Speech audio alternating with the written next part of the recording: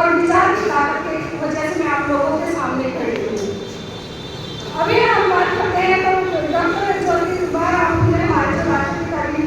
हुए हैं, माता सावित्री फुले के जो जीवन साथी रहे हैं, उनका भी बहुत बड़ा योगदान है महिलाओं को बराबरी दिलाने के लिए। और बात करते हैं सबसे ज़्यादा इनमें बाबा साहेब की, क्योंकि बाबा साहेब ने हिंदू कोड के द्वारा हम महिलाओं को बहुत सारे अधिकार दिए, जैसे संपत्ति का अधिकार, और जैसे हमें अपने जाके मैटर में जाके क्या कहते हैं ना, अपने गाँव में अपने भाई मेरा है गमन है मानते हैं ना,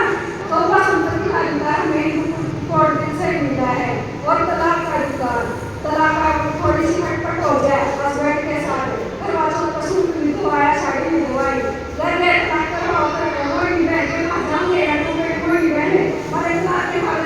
लगे तो इस तरीके से तलाक का जो अधिकार मिला है वो भी हिंदू कोड की वजह से मिला है। और जो बाई चांस हमारे में जो पुत्र बोलते हैं कि जो है अपना बच्चा नहीं पैदा हो सकता है किसी कारणवश से, तो हम अपने पुत्र को भी हिंदू कोड के द्वारा ही ले सकते हैं। और तुलसीदास जी ने कहा है कि अगर हम धर्म ग्रंथों की बात करें तो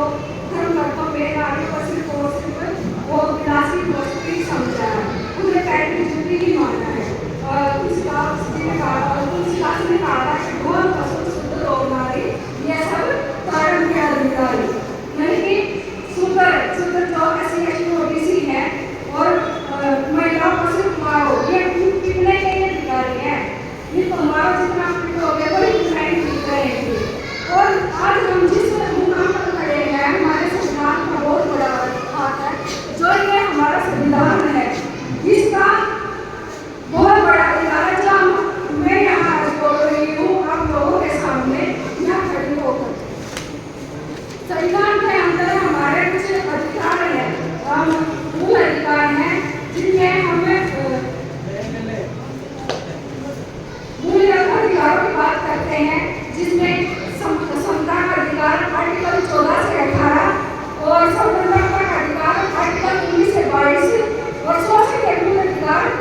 आर्टिकल 23 से 24, धर्म की स्वतंत्रता का अधिकार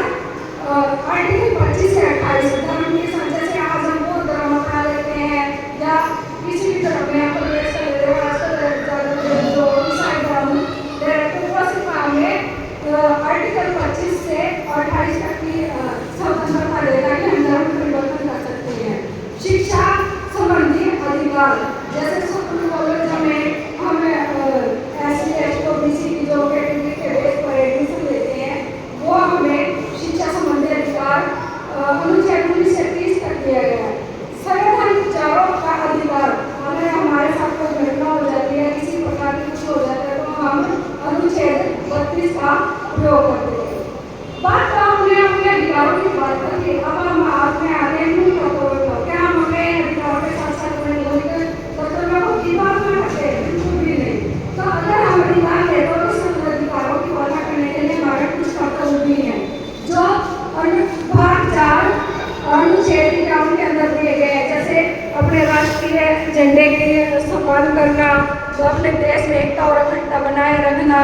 भाईचारे की भावना पैदा करना, ये सब हमारे मौलिक अधिकार हैं। तो वोट और बात करते हैं हम सबसे जो मेन अधिकार है हमारा, मेन राइट है वोट का राइट, जो अनुच्छेद 326 में बाबा साहब ने हमें व्यक्ति एक वोट का अधिकार दिया। उन्हें मेहरबानी नौकरानी अमीर गरीब दोनों की उंगली और